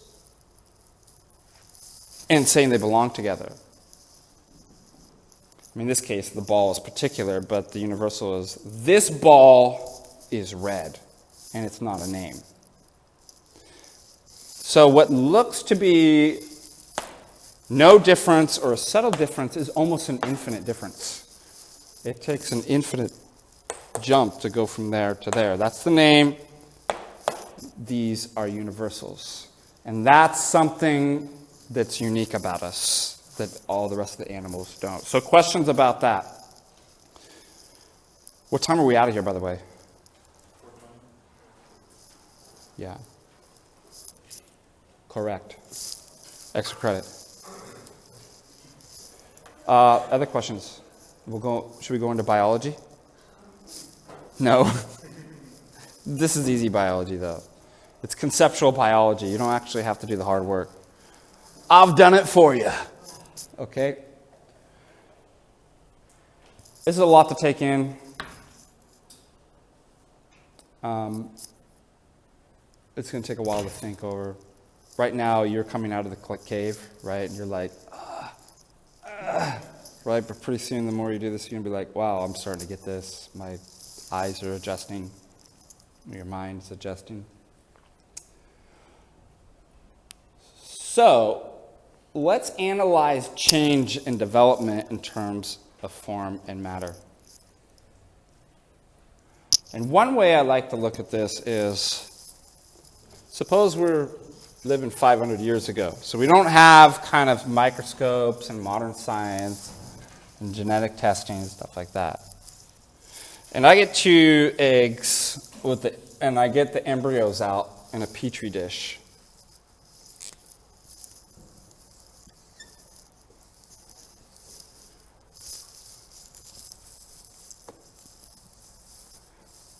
Embryo 1 and embryo 2. And they look identical to you. Can't tell. But I pose this question to you. I'll give you the clue, they're different. How would you know they're different, and what are they? What is embryo 1 and what is embryo 2? You're living 500 years ago. How would you begin to explain that?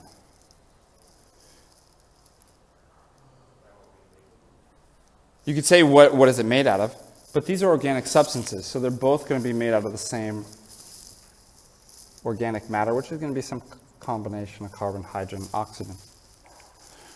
So it's like, well, that gives you a commonality, but it doesn't tell you the difference between embryo 1 and embryo 2. So what else would you say?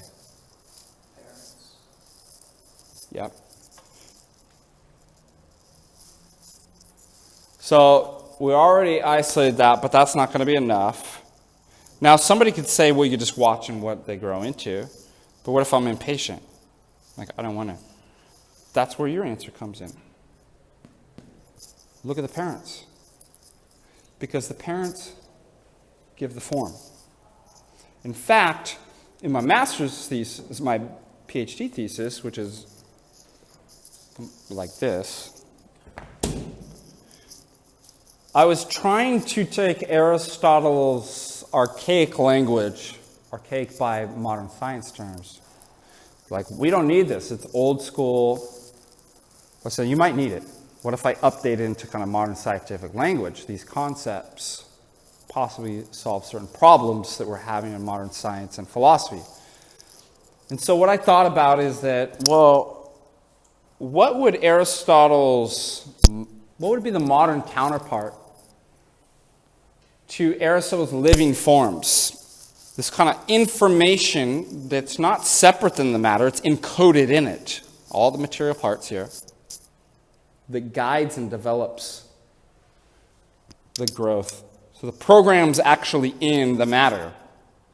You can't see it. You understand it. through the matter.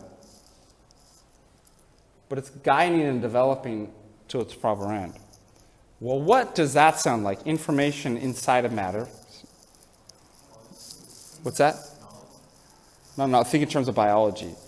What do we call information in matter that guides and develops growth for living beings? DNA, which is exactly what I was able to find out. The Aristotle of living forms, the modern counterpart of living forms, DNA. So what we get here is exactly what you said. I could either watch this grow into a chicken and know that, oh, I know what the DNA is because I waited around to the end to see what it would become. What should this say? If this is a chicken, what should we make this one?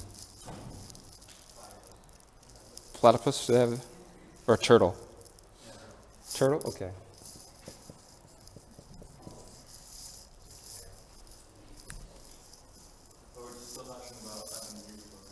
Yeah, because I know if I said now, you'd be like, we'll just do genetic tests on that. It's like, no, they didn't know until Francis Crick, which was early 1900s. I can't remember. For extra credit, Francis Crick, 1890? Okay, so, God, you're messing with me.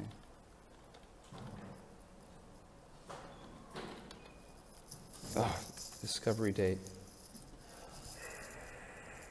Whew, 1953. A little bit later than I thought. I figured it was like probably like 1935 or something.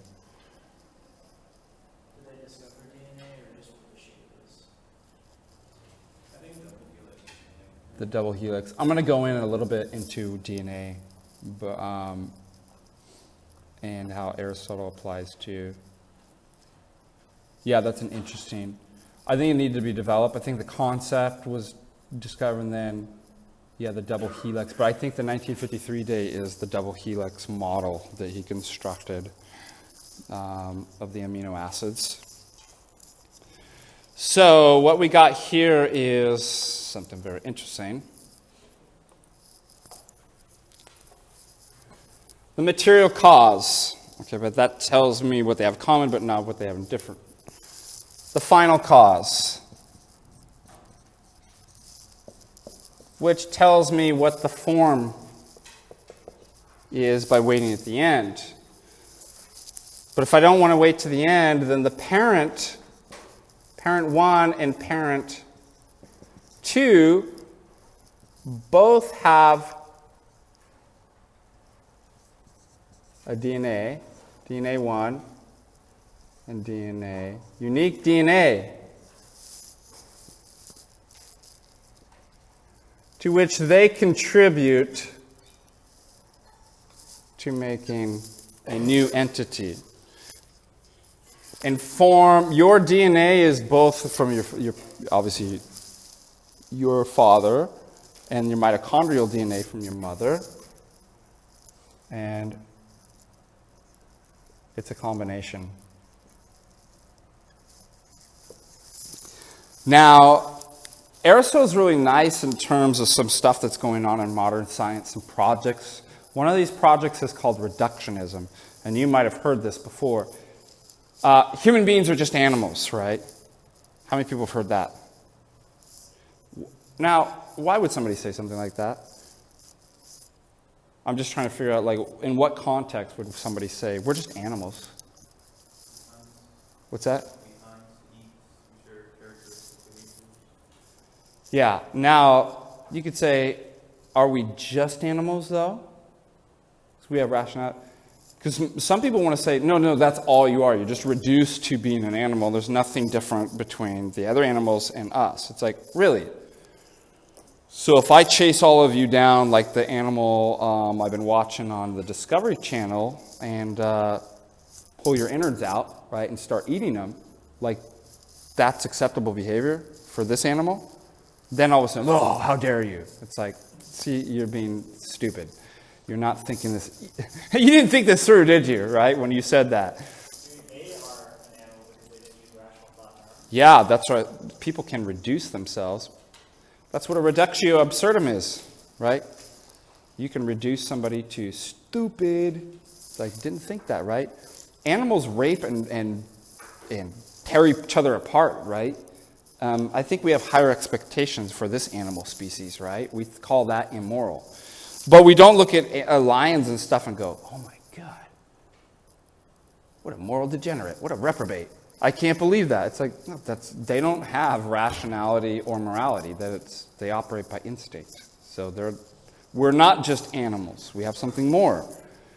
Then you might hear, yeah, not only are we just animals, we're just chemicals, molecules in motion. So love is just dopamine. That is what scientifically and philosophically is called the project of reductionism. To reduce higher level sciences or higher level phenomena down to the most basic parts. What is the Death Star? It's nothing more than just the Lego pieces. Now that might work for inanimate objects, but Aristotle is going to show that that's going to fail when it comes to living things. In order to refute, so reductionism is simply saying the whole, just like the whole pizza is simply equal to the sum of the parts.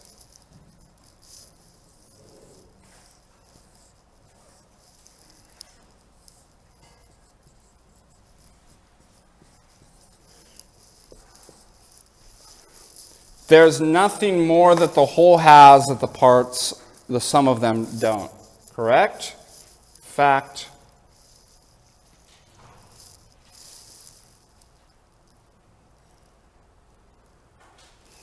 One plus one plus one plus one plus one plus one plus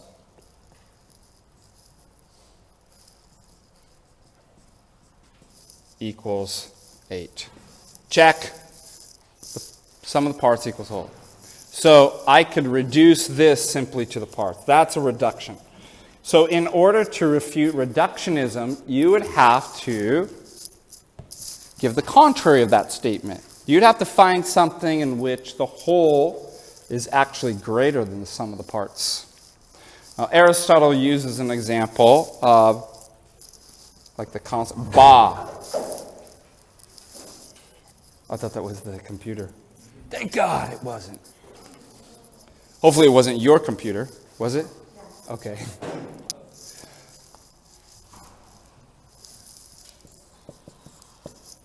The whole, the sound ba is composed of the parts B and A.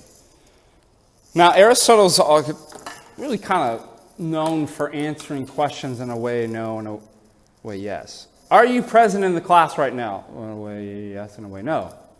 Why? Because that forces you to give a distinction so you can further your knowledge. Well, what do you mean you're not here in the class, but you are? I mean, I'm physically here, but my mind is somewhere else, right? It's like, nicely played, right? Well done. Okay, now I understand what, I've got some knowledge there. So Aristotle could say that, is ba simply equal and reduced to the sum of the parts? In a way, yes. In a way, no. Remember, if something's greater, for example, if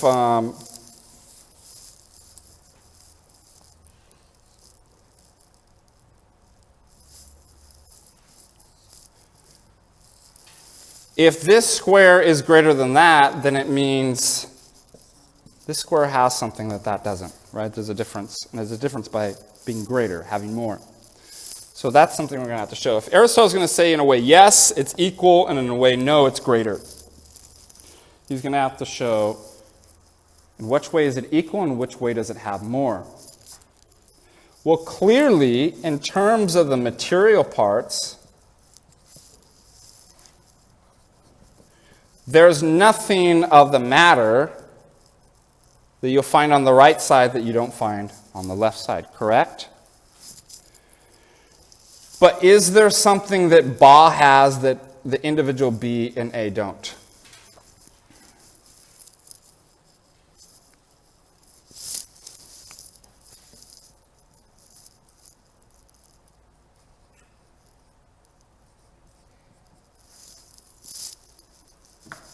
Can you find that in there? Does B have Ba? So, when the matter comes together into a new form, we have a new substance, Ba. So, I can't simply reduce the whole to the sum of the parts. I can materially, check. But the form now has something more. Now let's give a modern example that might be better to understand.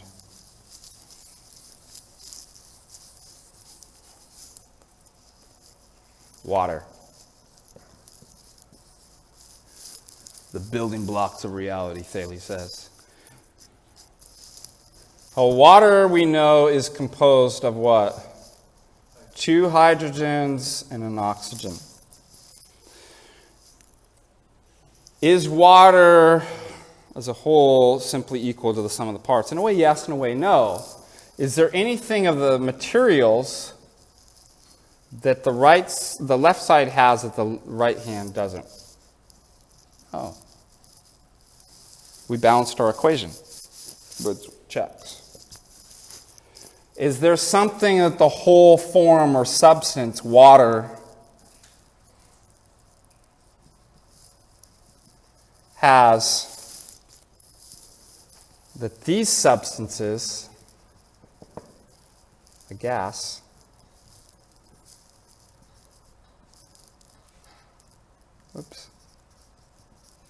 a gas, is there something this has that these two substances don't? Properties of liquidity, solidity.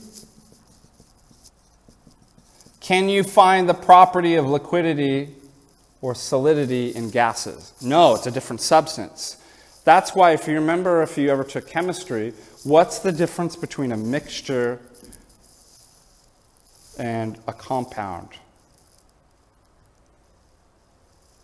can't see the different components of the compound. Right. So, and then if you remember, what's the difference between a mixture and a substantial change? So if I put NaCl, sodium chloride, just a fancy word for what? Salt. Potassium chloride, whatever you want to do, whatever salt you want to do. That's table salt. That's the one you're most. That's pink Himalayan table sea salt for your taste. I feel like I need like a white Mark Twain for your taste of steaks. And I put that into water. So I have salt water. Do I have a substantial change? Do I have a new substance? It's a mixture.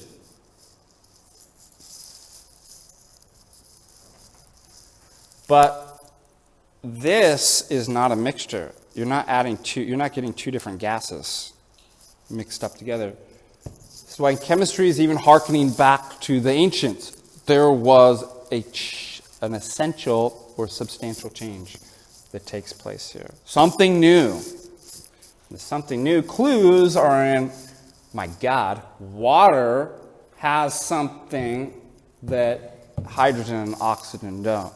So I can't simply reduce the whole to the parts. In a way I can. There's no more materials, but there's a new substance. And therefore, reductionism refuted. This already happened in philosophy too. People tried to reduce all the higher level sciences down to physics, and the project failed because you need something called bridge laws. Bridge laws are, for example, if you're doing sociology and anthropology and then you try to reduce that to So sociology to anthropology, anthropology to biology, biology to chemistry, and chemistry to physics. Well, we all use different vocabulary. You'd have to make laws that in both meaning, like what does that word mean in sociology? Well, it means this in anthropology. So a connecting bridge law. Well, what does that mean in chemistry, physics, down the line? You'd also have to make ontological bridge laws as well, and it didn't work. It failed. So when it comes to living things, this is even more the case. You are not molecules in motion. You take away molecules existing in the universe, you're not going to exist. Those are your materials. But you're much more, just like if water is much more than its materials of gases, how much more could be said of you? So it's just stupid to say that stuff. And I don't mind if you call people out for saying that. Be like, that sounds dumb, right? And if they're like, why? Be like, because this argument here. And then you can be like, refuted. You refute them. Using logic, philosophy, and real science. Okay, so yeah, that's the form guiding and developing that too. Now, here's something interesting. This might be a possible paper topic for... Perhaps you're considered with bioethics. What's bioethics?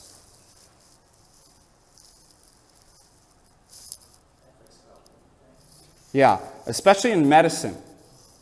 I mentioned they'll hire philosophers to, well, can we do this to human beings? Can we sleep deprive them and do electroshock therapy and lobotomies anytime we want? It's like, we better get an esthetician in here to figure out whether we can. It's like, I know I can actually do it with the tools, but should I? Right? It's like, well, now you got to consult a philosopher for that because it's not in the purview of the discipline of medicine or science to do that. They have to consult people, philosophers within ethics. So obviously one of the big issues in biomedical ethics, the right to life, the right to choose to have abortions and stuff like that. And so I need to make a distinction. There is what was debated and what is being debated legally is different than what's debated commonly and what's debated philosophically. I need to state that. But let's just think about the philosophical. Somebody asked the question, and so again, I'm just using an example where you might be interested in an ethical issue like this that we don't talk about, but you could relate it to something that we do. We relate to Aristotle. What did Aristotle say about abortion? I don't know. What's his philosophy? Does a woman have a right to abort? Well, it depends what that is, right? It's typically what somebody... rights belong to human beings, right? Does a rock have a right to rock? Sorry. Stupid. Make sure you cut that one out. So the question is like, well, is that a human being? Is that a human being exactly the same way that you... Well, pretend you're Aristotle, right? Don't pretend yourself, because you could say that for your paper. Pretend you're Aristotle and answer in a way yes and a way no. Is that a human being exactly in the same way that you are? In a way no? How? Does it look like you? But what does Aristotle and Plato say makes something be what it is? Is it the matter or the form? Matter is what looks like something. Form is what something is and what forms it into its end product. Form is always actually there. From the moment of conception, when the parents give the two DNA, so notice, you're not just your parents' arm and legs, right? and like you're not just an extension of. Materially, you're reduced to the parts. Why? Because as far as the DNA 1 and 2 of your parents, that's exactly what you have. But when they come together, just like the water, you get something new. So you're actually a unique individual that's not just simply your parent, an extension of your parents, right? You are an individual person. So that's where the anti-reductionist argument of Aristotle comes in. I am not my mom and dad, back off, right? I'm something new, although I got the parts from them. But I'm now a whole different individual. Okay, so let's just say that's conception. So the DNA 2 is in here. And the DNA is form, and form is what something actually is. The matter is just what something potentially is. So from Aristotle's point of view, that's actually a human being. So in a way, no, it's not in terms of the matter. It doesn't look like.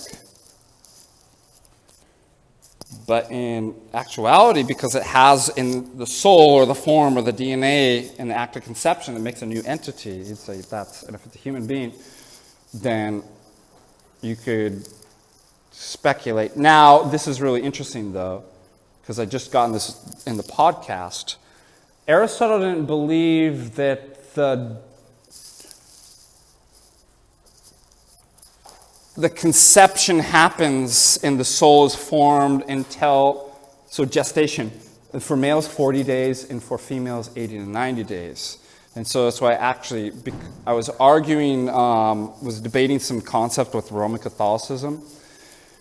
And I was actually arguing in the podcast that Roman Catholics, because Thomas Aquinas embraced, and the Roman Catholic Church embraced Aristotelianism, most people don't know this, Roman Catholics allowed abortion up to 80 to 90 days, because they said it wouldn't be considered murder because there's no human being there yet. And they got that from Aristotle. That wasn't changed until 1917 and then implemented in canon law in 1918.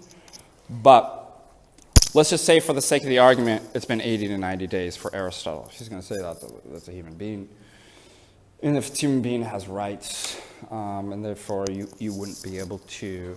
Now, notice these are exact same arguments that were happening in slavery, right? Is my slave a human being? Not me. All right, I'm going to play the slave owner because I don't actually have slaves, right? My cats are my slaves, right? But suppose there was a slave owner and said, well, don't your slaves have the right to be free? And it's like, no, they're not they don't have full rights. Why? Because they're not full human beings, or something like. Why? What do you think the answer was? Because they don't look like me. Wasn't that the same arguments going on? So that's what's nice about philosophy, is you can actually analyze these things and see these kind of same arguments. Now, if you're an Aristotelian, you could be.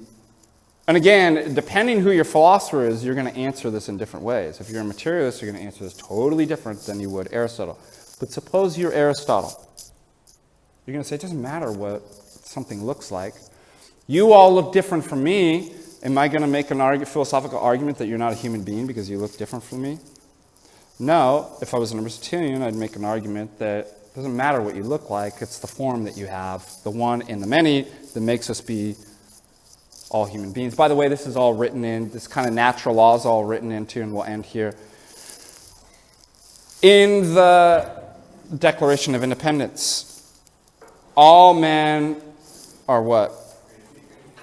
Created equal, yeah. And possess life, liberty, inalienable rights, and life, liberty. So, by the way, in law, you probably run into this in common conversation. They'll be like, it's not a human being, it's a clump of cells, okay? And therefore it can't have rights. That is not the law. That is not the argument in law. Law actually assumes it's a real human being. Did you know that? It's in law, going back to Roe v. Wade, it's the rights of the mother trump the rights of the child. And that's already a principle even outside of the womb. How many people have children? They're your property. Your rights trump the... And so there was a legal reasoning, therefore, that the rights of the mother and the choice would trump the rights of the life of the child. But I just want to make that clear. In law, it's not debated whether that's a life or not. It's actually assumed. And it's a separate legal argument. So isn't it interesting we can use some of these to discuss contemporary moral issues? And that's something that you might want to do. It doesn't just have to be, I'm just throwing out an example, abortion. It could be any contemporary moral issue. It could be a political issue. But what you could do is take a philosopher and analyze it. You could even do a compare and contrast. This is how this philosopher would answer. This is how, and in light of that, here's how I would answer. That would make a great paper topic. And you have 1,000,001 different issues to choose from.